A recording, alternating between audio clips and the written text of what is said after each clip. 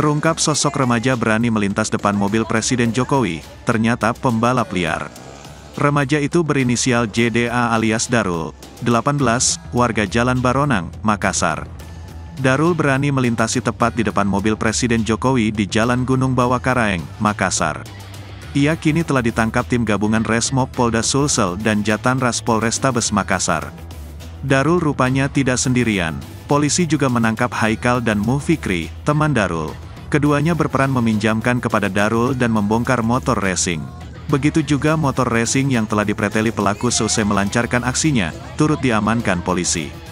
Hasil interogasi, Darul mengakui dan membenarkan telah memotong jalur rombongan Presiden RI menggunakan SPM merek Mio Sporty Racing di Jalan Gunung Bawah Karaeng, kata Kanit Resmob Polda Sulsel, Kompol Dharma Negara kepada Tribun.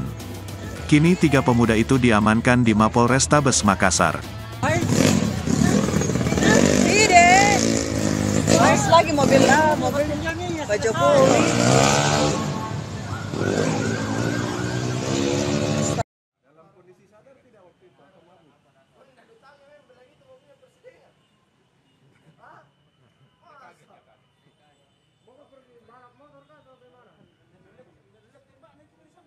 Terima kasih sudah nonton. Jangan lupa like, subscribe, dan share ya.